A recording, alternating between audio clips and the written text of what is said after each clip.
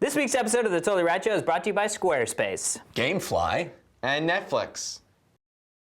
This week on the Totally Rad Show, we are talking about the movie Kick-Ass, as well as some kick-ass news about a upcoming comic book to film adaptation, and the video game Splinter Cell Conviction. Also, we're going to be answering your questions from Twitter. Three rad amigos find a UFO and get overexposed to a strange orange glow. As their size and strength grows, they tear through their clothes, so they change into those of superheroes. With great power, they know, comes responsibility, so each week they expose a game and movie that blows. Don't turn up your nose at our improbable prose. Logic's what you forego to watch the Totally Rad Show.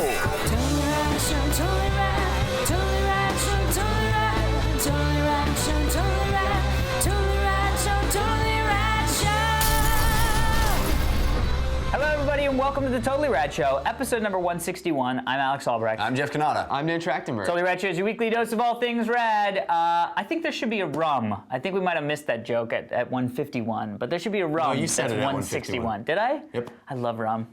I don't know why. I love rum. Speaking of rum, how about some kick-ass? Check out this frickin' background. It is a kick-ass background. Alex Ressner, old fan of the show. Yeah. Contributed before. Dude. Knocked it out of the park. He put us in the principal roles of the kick-ass superheroes. I just love that Dan is hit girl. Yeah, could have been Big Daddy. Couldn't have been. Girl. No, couldn't have been. Yeah. It doesn't work. I think really he liked well the done. contrast of female with beard. I think that's why he did that. Let's keep thinking that. Just gonna go with that. Shall we talk about what we thought? Yes.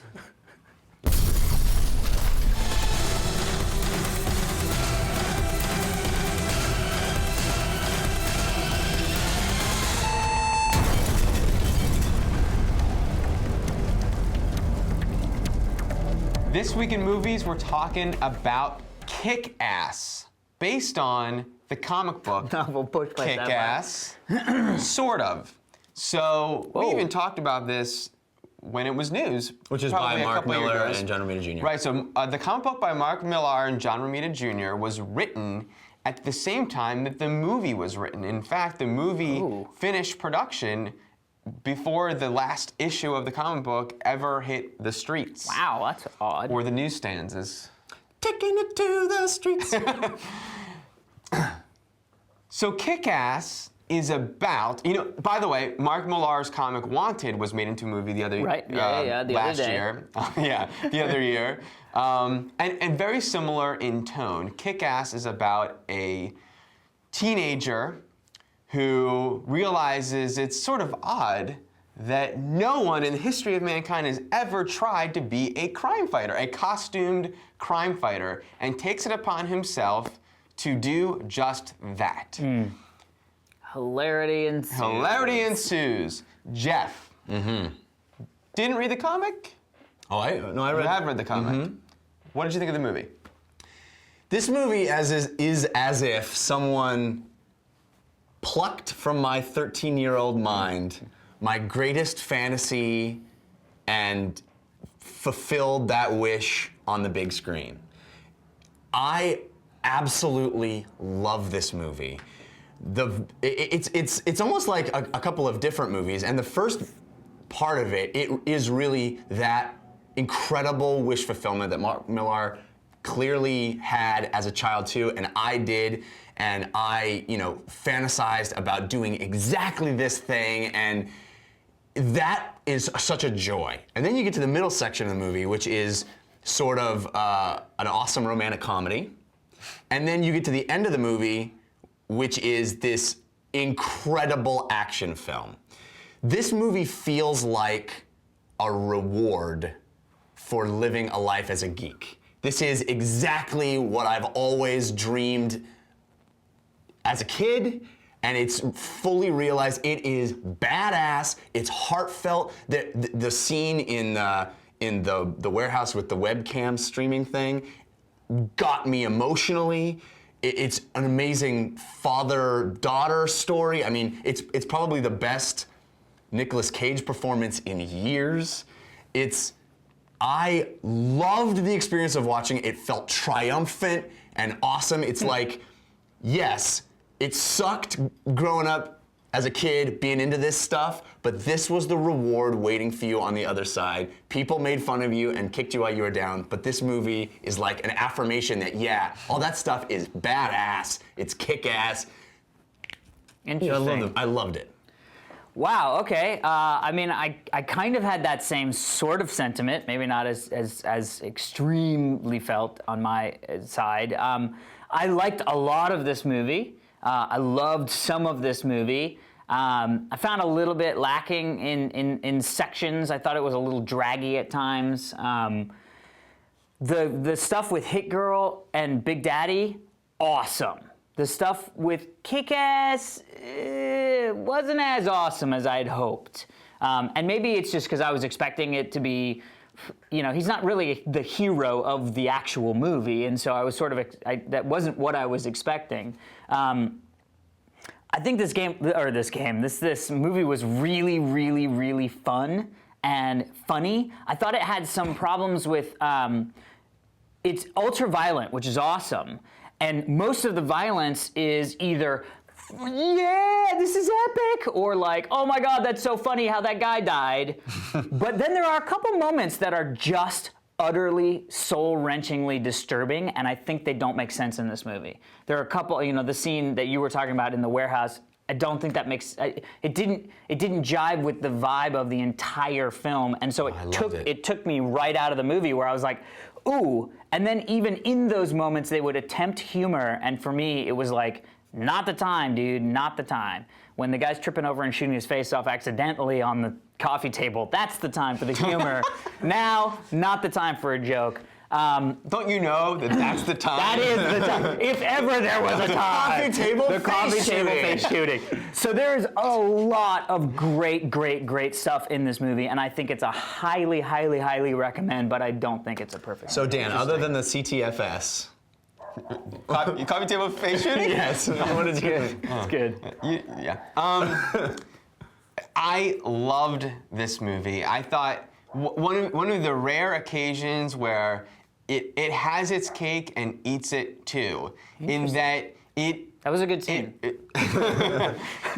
It has so many, as you were insinuating, it has so many genres. I wasn't just insinuating, I was overtly saying. It has so many genres, and it does all of them so very well. It has, the cinematography is spectacular, and there are moments where there's a lot of primary colors, but it never feels like a comic book cartoon like Dick Tracy did. And there's moments of brooding atmosphere that never felt too dark or indulgent like Dark Knight does. And it has both of those evenly in the movie, and it has great character-oriented stuff that I take very seriously, and then it has gaps in logic, in plot, and in things that happen that are completely fantastical that I also accept and take, and those things should not fit together.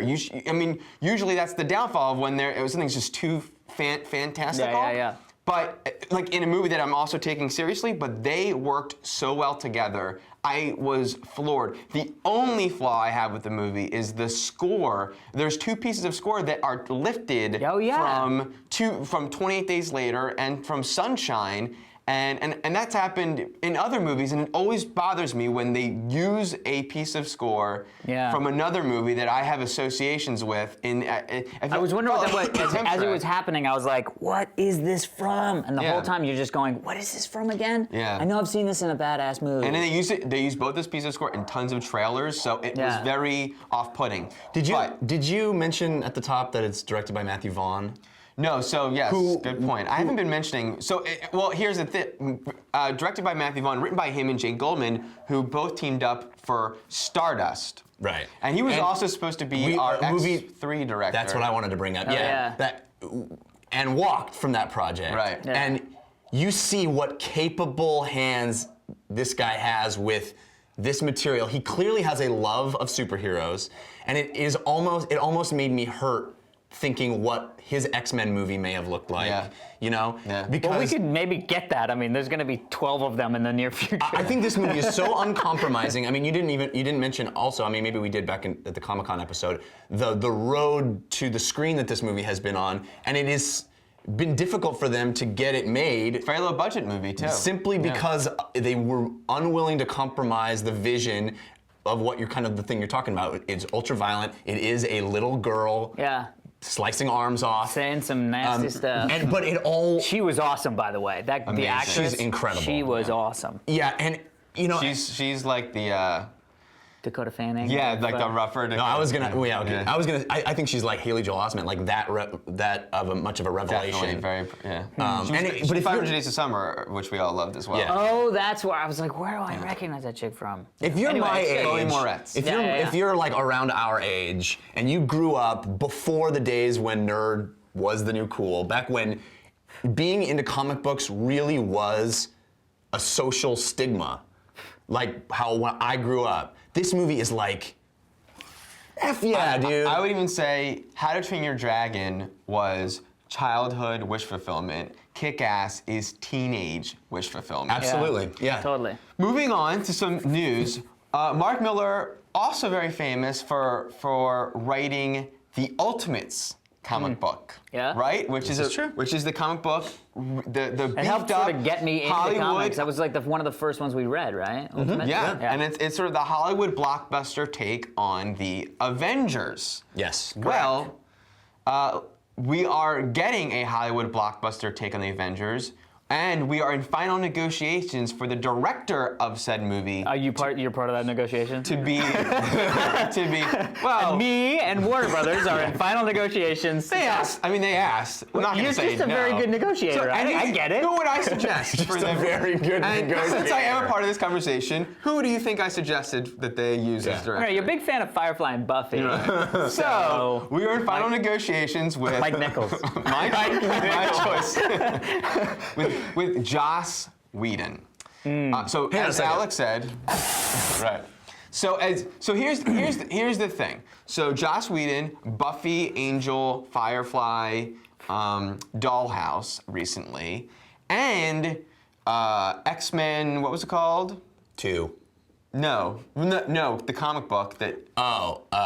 Oh, yeah. I remember that. He did Yeah, the X-Men run. One of the most Astonishing. Yeah. X-Men, which is noted as one of the best runs of X-Men in recent history. Yeah. And Runaways, which they're also making into a movie. So, and the Well, Buffy he didn't comics. create Run. Yeah, I mean, yeah. A writer on Runaways. Yeah, he was. So, writer of comic books. Writer of basically Genre. comic book genre television. Buffy's basically a live action comic book.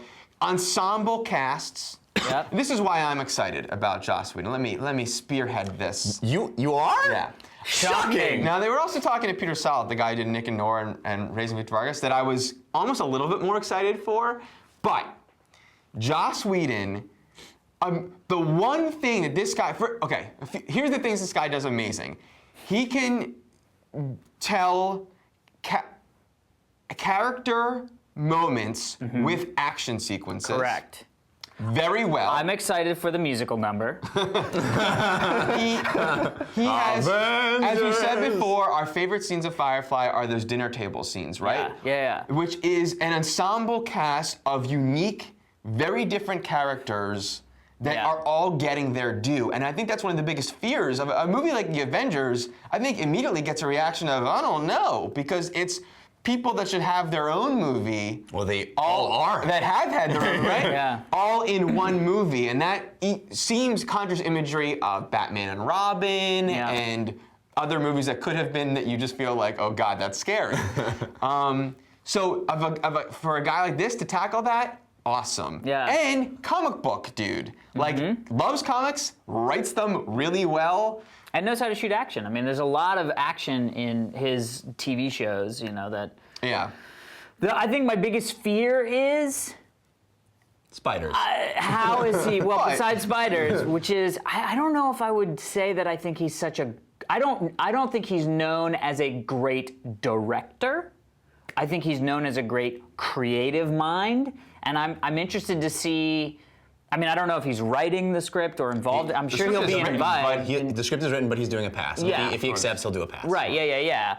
But I feel like I'm interested to see, I'm not as, but then again, I mean, you know. I was having a little debate with Peter Schroeder of Slash Film on Twitter and also on the, it carried forth in IRL and in real life. I like how you guys are twittering to each other and you're literally next door neighbors. Yeah.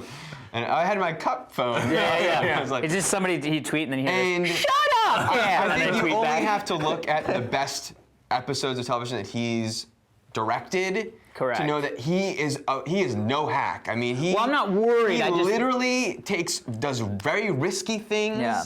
The moments the episodes of TV that he has directed, the exceptional episodes, are better than most movies I've seen. So Interesting. Jeffrey. It is a very bold, risky move from Marvel's standpoint of this is shocking, to be honest, that they would put this kind of big deal movie in the hands of this guy. Not from a geek love perspective, but from a box office money perspective. Well, but look at Iron Man. Right. You're right. That the risk is that he's a director who has not had great financial success in the movie that he did. Right. The one movie. But if you look at their track record, Jon Favreau, Louis and Leterrier, you gotta hand it to them. Those guys have made money, but they're all risky choices. They're all interesting choices. Yeah. I'm trying desperately to come up with some counterpoint. Not because I don't like Joss Whedon, quite the opposite. I'm thrilled by this idea. Yeah. But I don't want us to just kind of like slobber all over this idea. There is a potential downside, and you know, I don't know what more it is than simply the fact that if he screws this up, it's much worse than if somebody else screws this up. Like the expectation now for this movie That's a good point. is so much higher because it's like now it's being done by a guy who's in it. But yes, that's good. Anyway. It's a very good point. But I feel like it should be screwed up. And somebody pointed out this movie should be screwed up. Somebody pointed out to me that he's responsible for the line in X-Men 2 that everyone hates. X-Men, the first one. Oh, is it X-Men 1? I love the that Toad line I have about no electricity. problem with that line. Yeah. I think the problem with that line is Halle Berry, not the clever writing. Anyway, I think it's going to be amazing. I hope.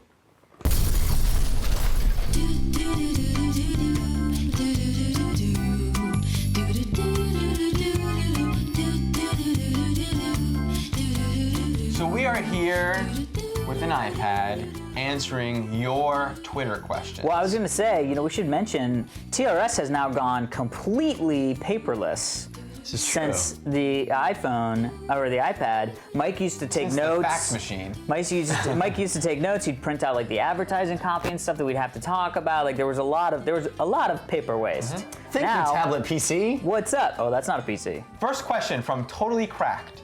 What is your favorite app ever? Did we say that these are questions submitted to the @TotallyRadShow account on Twitter? Correct. We just did. Nice. Nice, I'm glad done. one of us remembered to say that. Done. It's on the iPad. So what is the question? What is your your favorite favorite app? app ever of all time? Ever? Is this iPhone or iPad? If it's any app ever, I have to go with the geocaching app. Interesting. Because that is the only reason I was able to do geocaching, is because they made an app for it. If I had to like buy a GPS and do it old school geocaching style, I would never have done it. Yeah. So my favorite app is well, there's really two. There's Shazam and SoundHound.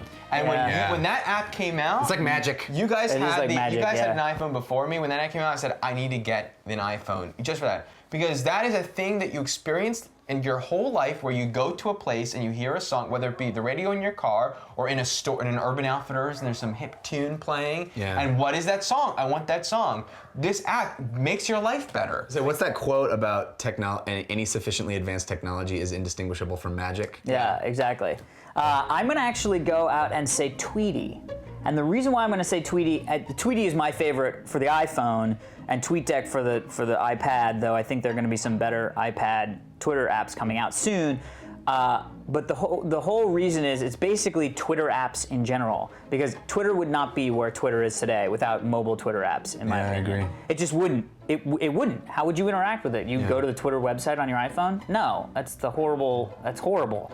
You know, you would use the text. I mean, it was all text texts, like SMS texts. That was Right. it. That is how That's Twitter was 140 invented. characters. Right. That's why. But the advent of the Twitter app on these devices is what really made Twitter a usable social network device for me. That's certainly the app that I use most frequently. That's You use Tweety too? I do use Tweety. I use Echo Yeah. Phone. Hermit Homeboy asks, make your 5-person super team using characters from your favorite movies, video game, comic books, TV shows. Alex? done. Sam Fisher, Luke Skywalker, Superman, because come on, it's Superman. Laura Croft, got to get a little action in there where you're like, okay, this team is filled out correctly, and I'm gonna go with Mario. You just put Mario on your team to get the food a little bit better. Hell yeah! It just makes all the mushrooms you could pick. Now everybody's giant Laura Croft. I'm gonna have the leader of my team be Malcolm Reynolds Okay, good, yeah. from the TV show Firefly. Mal. His sidekick is going to be Cassidy from Preacher. Nice. Good call when you think about it. He's like, Very give good me some sidekick." gap. The love interest will be Chitara from Thundercats. Very because nice. She's freaking hot. Wow. dude. Very Jeez, nice. Dude. Yeah. I'm- And she's like has cat-like reflexes. Well, because she's a cat. And the what did I not do? Video game. Boy, as a part of my super team, I don't know that dude from Gyromite. Dude, Mario is in general. No, the dog. Because I wanted the dog, dog from from- Duck Hunt. Oh, I thought you were gonna say the dog from Fable 2. No. I mean, All Again, right. all the villains that I shoot. Right. yeah, mine would change. Leader if I is had to Captain do it. America. Okay. He's the Alright. best leader there is. Just fact. Fact. Yeah, indisputable. Love interest is going to be Neytiri from Avatar. I love that. Wait a minute. I love that when I said Laura Croft, everyone's like, "Whoa." Now they all have love interests on their teams. I'm going video game. I'm going. Ooh, I'm tempted to say Alex from Half-Life 2, but I'm gonna go with. Oh, I thought you meant Alex Kidd in the one. I'm gonna go with Dog from Half-Life 2. Okay. Oh, that's a Dog's a good good one. dog. Dog's a Better good dog. Better dog. Better dog. I want to throw. It's doubling up the Marvel characters, but I'm gonna throw Spider-Man on there just because I want to hear his Funny clever quips. Yeah. And that's why Mario's in there. He's to me. TV show. I didn't do movie? it. I didn't do a TV Oh, Vic show. Mackey. There you go, He- Vic you know, Mackey. he's throwing it in. No, I think once He made Captain America might get in the sun. yeah, they would. It wouldn't work out. No, yeah, so maybe I'll go with. Goggins' character. No, God, he would betray me. He would betray me. Spoiler alert. The detective from The Shield. Lem?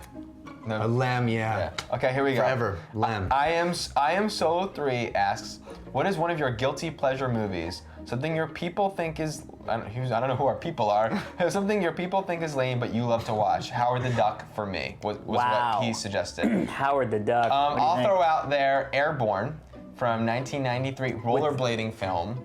Oh, I thought you meant with the dog. Oh, no. you mean with Air Bud. That's what I thought you were talking about, Air Bud. Airborne is a rollerblading movie. Happens to be directed by Rob Rain of Fire Bowman. Yeah. Is that Seth X-Files. Green and- Seth Green? Yeah, I remember Standout that. performance from Seth Green. I remember that. Just a the movie always put me in a good mood. I watched it over and over and over again. Jack Black is in it as Yeah, well. yeah. I'm gonna actually say The Golden Child.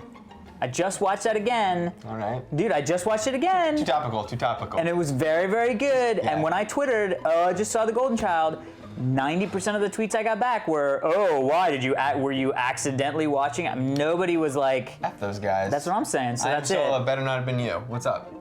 What's up, Jeff? This is terrible, This is a but this guilty is like pleasure? something that I think most people would make fun of. The documentary about Mick Foley, the wrestler, You mean Beyond called the Mat? "Have a Nice Day." Oh, Well, didn't they? I think they did like a. I think the WWE put out like a. interesting. I just wanted to say wrestling is my like guilty. Because people make fun of you. Yeah, hear I you. get wrestling's a guilty I hear pleasure, you. yeah. Geek Go for treat with all threes. I'm an English fan. I was I wondering. like the language as I well. was wondering who your favorite English game studio and/or director are. I'm gonna go with Peter Molyneux, man. Yeah, Lion's Head. It's, Yeah. That's what I was. That's the first thing that popped into my Yeah, head too. yeah, There's yeah. a lot of great English game studios, but you gotta love Peter Molyneux, even if he sometimes overpromises and underdelivers. Just because he's thinking his ambition. outpaces Yeah. his production sometimes, but it is so great to have somebody pushing the envelope and trying to be ambitious. Yeah. I love. And he's a really endearing guy. And Yeah. he's Yeah. creative. He's one of those minds. He also reminds me of John Lasseter from Pixar. Like, Yeah. He's just sort of really, as you were saying, just being creative. You'd love to have dinner with him to just talk Yeah. Oh, about yes. anything, He not really even is a- video games. he's a just fan talk. passionate art guy, and, yeah. and creativity, and likes to talk about it, and I would love that too. Yeah. Plus, I want to meet It's very Milo. fun. About director, he also said I mean, director. Christopher Nolan. I don't know, Kubrick. Yeah. I Am Solo 3 once again asks. It's a game my family plays at restaurants. Recast. I love this. Recast the main characters of blank. Recast Die Hard. What if you had to cast it as a woman? Die Hard as a woman. I love that. That was a great. This is what we're doing. We're doing it as all female cast. So some people will say Jennifer Garner. I disagree with that. Well, now Jennifer Garner back in Alias days, yeah, but now I don't Oh, know if I'd find her. What about like Helen Mirren as As Gruber? Awesome. Old. Bro. Henrietta They're as Gruber. old as Henrietta Gruber? her sister. That's actually awesome. I love that. What else we got? All right. The one free Jack asks, if you could have stopped any video game franchise before it jumped the shark, which would you have stopped? At what game? Sonic? I was just about to say Sonic. And after the second one. Although I really like Sonic Adventure on the Dreamcast. Yeah, that was I great. liked it. It was not a great game, but it's an endearing game. Yeah. Calculus with K's asks, how old were you guys when you got your first PC, and what was the first PC game you got hooked on? Cheers from Serbia. I like that, Serbia. So I got my first gaming PC, which was just the first PC I ever got, was an Apple IIe. And I actually got it when I was fairly young. I was probably 11, maybe 12. And the first game that I remember playing, and it was the first video game I had ever sort of experienced, was Frogger on the Apple IIe. And it was a transcendent moment. And literally hours of people, my mom, my dad, Your my mom. sister, like everybody, you would come around the corner and somebody would be sitting at the dining room table playing Frogger. I mean, it was like, and then Lode Runner came out, and it was just like, I think I talked about this on TRS 80, episode 80, because Yeah. we got a TRS 80, which predates the Apple II. I learned BASIC on it and would literally get magazines that had printed BASIC games and would literally transcribe them. My sister would read it, like semicolon, Yeah. all that, and I would type them in, and we got light cycles. There was a basic version of light cycles, Yeah. which it was literally just a bar of green that Yeah. you would go around and you couldn't run into yourself. yep. So the game I played over and over again, is the only game that we had on this computer at first, was like Math Blaster, but with touch typing.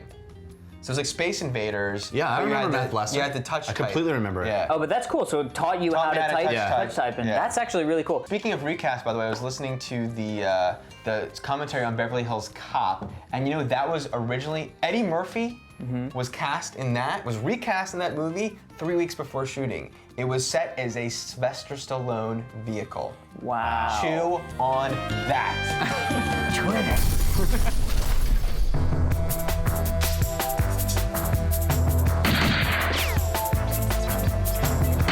Reload.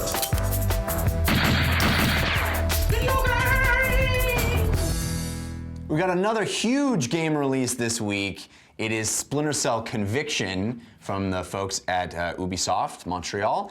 And Is it going to stay Xbox Live exclusive or Xbox exclusive, or is it a window? Do you know? I don't. Okay, because I was sort of should shocked know. that I it was should know, but I Xbox do not. 360. I was like, oh, an Xbox exclusive? Okay. I don't. I should find that out, but I'm sure the audience knows before I do. I didn't even pay attention to that. Because I was going to get it on PS3 for no reason whatsoever. It just was like, oh, 360 only. Yeah. Weird. Didn't even know about that. So we played it on 360. It is the continuing adventures of Sam Fisher, who is the stealth action star of the Splinter Cell series.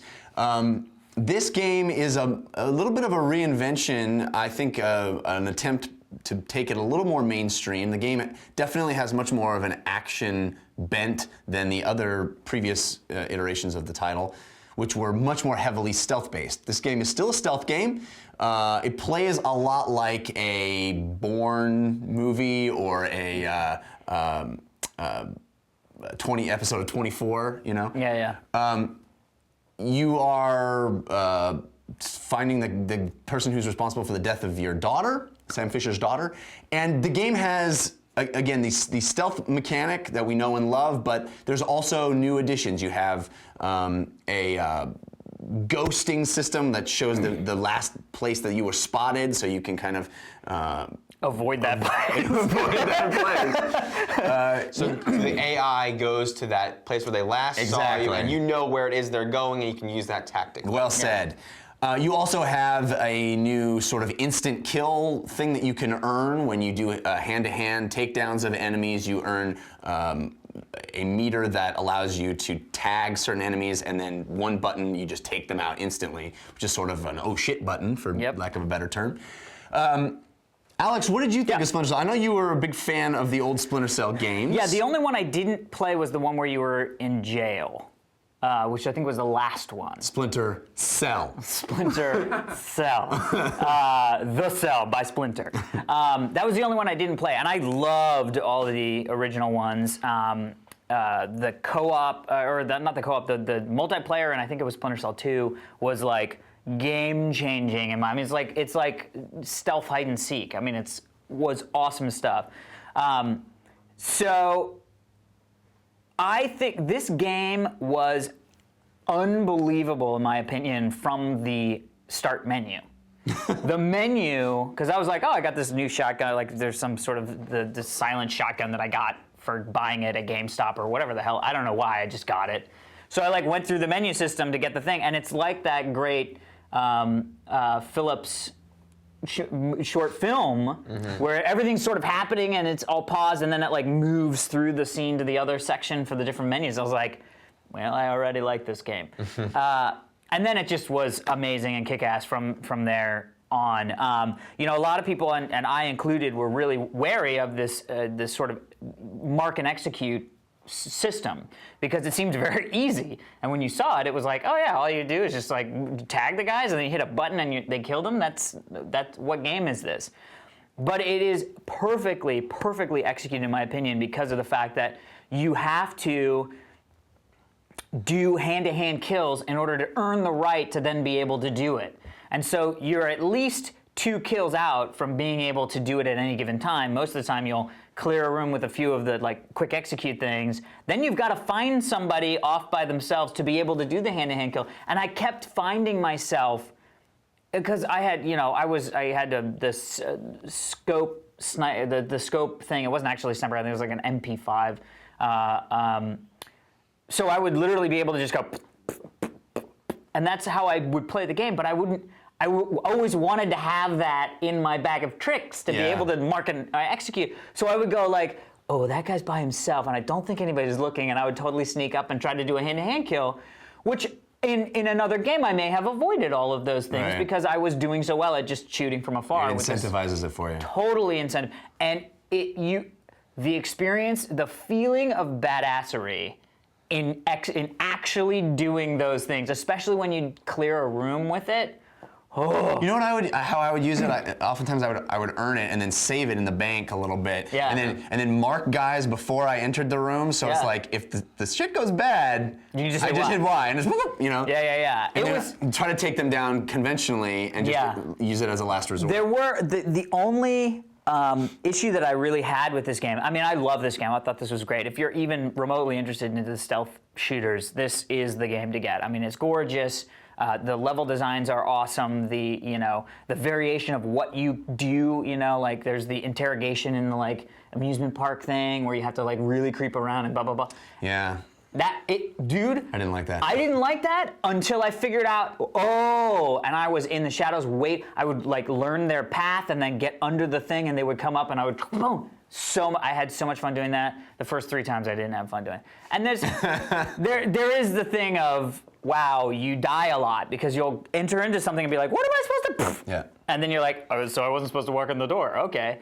My only real gripe about this game was the thing that I loved about the sort of previous iterations and getting farther into it was the feeling that I could go anywhere. I could attack a level from any direction. Yeah, this game is much more linear. Much more linear. And not only that, it's much more linear as to what you can do. I mean, when I was playing the multiplayer stuff in Splinter Cell 2, I would be like, if something was happening, I knew I could basically just turn and climb up a wall. You know what I mean? Everything was sort of traversable. And maybe it was just that there was more traversable stuff, but I really felt like in this game, it wasn't about getting up into the pipes. There'd be like a There's pipe. some pipes, yeah, but it would be like a pipe every 2 levels. Yeah. And that to me didn't really scream what I loved about Splinter Cells, but this game is great. Did you like it, Dan? I thought this game was exceptional. Thank you. Except I don't know why I said thank you. Chanel. Yes. Actually, except for one level, the Iraq level of the game. Which is really a departure. Very much a departure. I didn't have a problem with the level itself. I had a problem with the graphics were subpar, I found. And it might have something to do with we've seen a lot of games set in that setting that are all like, it just can't compare to what we've been given in that setting previously. But besides that level, incredible game. And what it is all these things that you guys have brought up. The mark and execute that forces you to do a stealth kill, hand-to-hand kill, and then you get this thing, right? And the ghost that you leave behind, so the AI goes to that. the ability to hop out a window ledge and wait there till a guy comes, and EMP, portable on your body, a grenade of EMP, a remote mine, all of these things basically allow you to, you have to be tactical. I'm a Rambo guy. You guys know me play co-op and multiplayer. Yeah. I run in and do whatever. You can't play this Do another another. way. Do another. Yeah. Guys, Guys, help me, I'm down here. Yeah. This, I saw where they all are. you cannot play this game that way, and it's a joy because normally in a first-person shooter, you guys have heard me say again and again recently that it all feels like I open a door, I do the same thing. Then I'm in another level and I open a door and I'm repeating the same actions. I never felt that way in this game. I didn't have the problem that you had with traversal. I was always felt like I had to find an alternative way, and I would die a lot, and you have to learn, but I kind of loved that. I loved that I had to strategize. I had to think. It wasn't all muscle reaction. I had to actually think and plan things out. And every element, every weapon that you get is like another tool to strategize. And even in the stealth game of the Batman game, the Arkham Asylum, it was sort of like, well, I'm just doing that. I'm swinging up to the top and I'm swinging down to do the thing, and like I had my way of doing things, that you just sort of repeat over and over. And I loved the different stuff. And on top of that, as Alex was alluding to, there's a lot of set piece moments. I would have liked even more of those. I always say that. Yeah. But and I have to. not even including co-op. Jeff and I experimented in the co-op mode. Oh, how was the experiment? How'd it I go? don't like putting it quite that way. Did Butters butter it up? I did butter it up, dude. But Guys, the co-op we're around the mode corner. I found it. was spectacular. It's as far as we know, its own game in and of itself. Completely different missions, completely different story, and rich, not like Terrorist Hunt in some other games. Yeah, right. And a great game to be co-op because I could butter it up, I could Rambo it, and I had a little backup. But You got back buttered. I agree with you about the co-op mode. That's really where the game shines, and I'll hit on that in a second. But I want to disagree with both of you guys. I'm going to temper my enthusiasm for the game a lot more than you guys have. I do think it's a good game, and I think it's well worth playing and easily recommendable. But I do not think it's a home run.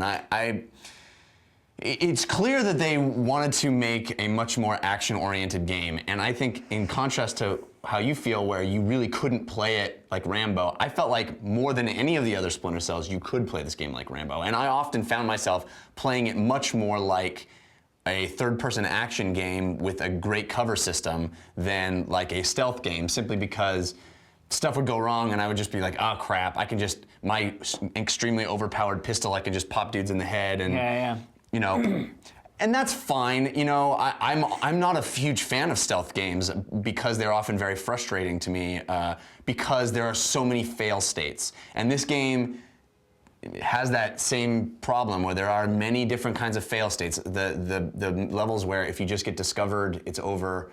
Oh God, I really do not like that. And I don't like having to repeat a level 100 times to find the right way to do it. And that is why the co-op mode is so much more fun for me, because you have far fewer fail states. One person goes down, the other person can revive them. It feels much more dynamic and fun, and you're kind of improvising as you go to figure out how to get through the levels. Some of the set piece moments, like the chase sequence, I felt like weren't fun, didn't do anything for me. I love the presentation of this game. We haven't really touched on that, but it has really its own look and feel. They do some really interesting camera stuff, and the overlay of the black and white footage. I really like that to tell It's the a stories. really cool look. I don't think it does communicate the story particularly well, and I don't think you have to pay attention to any of that at all. But also the because menu- it's always like just go straight and you'll figure out where you need to go next. There's always a marker. So none of that is necessary, but it's a cool look, and it's I liked unique. also where there were some story moments where you're having these conversations, and then the words that are sort of alluding to what, Hope, what anger. you're feeling are actually on the walls. I was like, wow, that's next level. I really stuff. dug that. Like, But then like the interrogation stuff is very binary. It doesn't. yeah, B means hit on Yeah, whatever and you're find next to. the coolest thing in your Dude, environment to and there's- slam their face on. and that was cool. fun, man. That was awesome. That wasn't just because we get. Plus, the thing each that little thing that I feel has- like you're leaving out here is that we get those moments all the time in games, and because we gloss. I mean, we don't need the cutscene to know. Usually, we do just go to the next marker in a game, and we don't need that cutscene. This was, instead of giving us that cutscene, they have they had us splash pray on the wall. Press B 4 times. But the to interrogate a guy. no, but the interrogating the guy, yeah, but we would have had to sit there and listen anyway. I was much more engaged and excited that I had to find the thing to do, and then after that was done, I had to like find another thing to do. And the best part was go to the freezer, and you actually got to see to do that in co-op mode as well. And like, but that's awesome. there was also some really cool moments that I think only were triggerable based on where you interrogated. Yes, absolutely. Like It's the all that flag where you stab the guy in the chest with a context flag, sensitive. and then I didn't get that. there's a knife where like if you get awesome. close to the guy where the guy's knife is, he takes the knife and you stab him in the hand and he's stuck to the thing while you're interrogating him. The piano, Yeah. the TVs. Also was on funny. presentation, when the opening tutorial of the game, when the way that you learn about Shadows? is being hide in shadows is a Amazing. flashback with your daughter talking about monsters. Yeah. That was art. Yeah. That gave me chills. That was an incredible moment in an action game. Yeah. See, for me, I do think this is a good game, but it did not even remotely approach Batman Arkham Asylum for me in terms of feeling like I'm being creative of how I'm taking guys down. Oh, wow. Feeling, there were moments where I was like, yeah, I had to do a sequence a number of different times, and I found different ways to do it, and that's always fun. But I didn't think the AI of the bad guys was particularly compelling and Really, interesting. we They'd be played, like, huh? I think we played both Splinter Cell and Batman in opposite ways. Yeah. We must have played them completely different because I also in Splinter Cell especially I love how you sort of make your own movie moment. Yeah. Like suddenly I realized the past 5 seconds was like the coolest shit that ever happened. I was running from a dude and I had to slide under the car and they didn't know where it was and I went and I pop like that was such an awesome little moment that just happened that I just discovered that it just happened and it probably didn't happen to you there, but you probably had an awesome like the flag moment that I didn't, but yeah. But you mentioned also the camera. So Michael Bay has used the same shot in 3 movies, in Bad Boys 2, Transformers and Transformers 2, where the camera just circles around. the hero, And this game did that way cooler than even Michael Bay. I mean, there was subtlety in that where you're like, the camera was constantly circling. I felt like there was never an edit in the cutscene, sort of. Yeah. And there was like the way it articulated, there's a lot of dead people around you, was just a little dude in the foreground and slumped on this car, and you move through that, and you can do so many things in a video game that you can't do with a real camera. And that was spectacular. Just you brought it up. I do want to say again that I think the co-op is worth the price of admission alone. I'm gonna try it now. I It's haven't tried any of the fantastic. multiplayer. Yeah, you would love it, Alex. I like multiplayer. All right, everybody, before we say goodbye, we'd like to thank our sponsors. We have some great sponsors on this show. Lovely, one might even say. Lovely, maybe. I mean, that gets a little repetitive to say lovely so many times. Jeff. Yeah. But Guilty as charged. Squarespace has been with us for a very, very, very long time, and we love the people over there at Squarespace.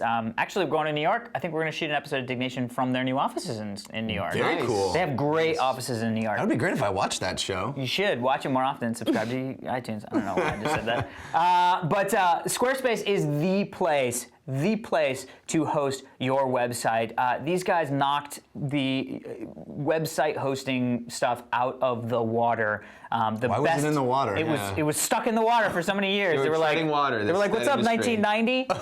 Ding, out of the water. The best WYSIWYG editor you'll ever find online. IMHOH or whatever, in my humble opinion, MIMHO. But not only that, if you have a website already and you want to convert it to a Squarespace site, well, guess what? There's a button now that says Convert Site to Squarespace. All of your blog posts, all of your comments, all of your author notes, all of your media will be converted over to your new Squarespace site. It's ridiculously awesome. So head over to squarespace.com, sign up for an account, use TRS as the coupon code when you check out, and you'll get 10% off the entire lifetime of your order. So check it out, squarespace.com. Gamefly.com is your place to go to get a subscription to video games. What does that mean? Well, for as little as $15.95 a month, you can play as many video games as you possibly can manage by putting them in your queue. Gamefly sends it to you. You play it as long as you want. There's no late fees. There's no due dates. You send it back. Don't have to pay shipping. When they receive that, they send the next one to you on your list, and there you go. You can continue playing as often as you like. And $15.95, whoa. I mean, we play 4 games a month, and they are not $15.95. yes, we are feeling the sting at this point. Yeah. And if you end up liking a game so much that you want to keep it, that you want to maybe continue playing the multiplayer or what have you, you just go to their site, you click buy now, and then you pay a discounted price because you're already paying the subscription fee. Super cool, super slick. And you can get a 2-week free trial to check it out for your own self by going to gamefly.com/TTRS, which stands for The Totally Rad Show. Correctamundo. And Netflix is also subscribing to discs that come to you in the mail. These discs, however, are movies. They are DVDs and Blu-rays. And TV shows. Yes, of course. They're just video discs. Let's just call them digital video discs. There was only some sort of abbreviation for that. Abbreviation. So yes, for $8.99 you can get movies 2 ways. We're starting there. You can get them in the mail, free shipping. They come in 1 business day, or you can stream them instantly to a PC, an Xbox 360, a PS3, A Wii. a Mac, what have you. iPad. In fact, I highly recommend, or an iPad, which is sexy. I really, got creepy there for a second. based on this week's news, if for some bizarre reason you watch our show yet have never watched Firefly, I'm pretty sure the entire series is available on Netflix instant streaming. As What a about movie? What about Stardust? That's a good recommendation too, right? Yes, don't know if it's an instant watch. But Well, a it's definitely on phenomenal movie. Netflix, that's for Yeah. sure. If you have seen Kick-Ass this weekend and you are like, give me some more Matthew Vaughn, Stardust, I say avoid funny. Layer Cake. That's why Mark Not that Strong great a is there. movie. You know, I agree with you about Yeah. Layer Cake. Mark Strong, we forgot to even mention him. There's a lot of great Boy. actors in that movie. Boy. Yes. So, head on over to netflix.com/TRS. For new members and TRS viewers, you get a free trial membership. I think it's like a month. I think they upped it. Could be a month. Could be a month. Could Head not on be over a there. month. We Check don't it know. out. Also, Revision 3 is launching a new food show called Food Mob. You can head over to check out their new series. I think it's premiering this Thursday, where the host is going to, I would say his name, but I think I'm going to slaughter it. I think he's like South African or something like that. I hope all of that is true. Otherwise, Well, the it's like, slaughter it part is definitely yeah, true. that's definitely true. Yeah. But he's cooking up. I think it's he's cooking up an amazing breakfast.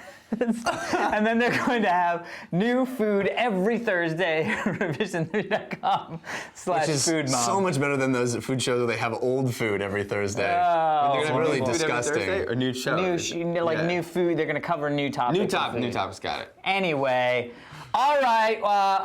Yeah, we're out of the email. We did Twitter Yeah, questions. we did the Twitter questions, but we did also want to say, if you want some TRS swag, head over to jinx.com/TRS, and if you want to send in a background, like this kick-ass background, you can do so by sending your emails to fans@totallyradshow.com. Yeah, that is where you would send us any kind of correspondence you'd like, fans@totallyradshow.com. We love getting that stuff. Correct. Also, T-shirts. If you want to own a piece of TRS, if you want to like wear like the cool indie hip thing that no one knows, so you feel like you're in on the club. But if you see someone out, Some people know. You see someone out in public, and he's also wearing, you can high five or fist bump, Nice. like the situation. Head on over to jinx.com/TRS. Correct, Amundo. That is it for this week's edition of the Totally Rad Show. I'm Alex Albrecht. I'm Jeff Canada. I'm Dan Trachtenberg. Until next time, kick ass, people. Take names. This week's episode of the Totally Rad Show is brought to you by Gibatha. At Gibatha. I was like, I can't remember what it is. I was like, Gibatha. just try and say something, see if it comes out. Gibatha. Sponsoring web shows Gibatha. since 2010. This week's episode of the Totally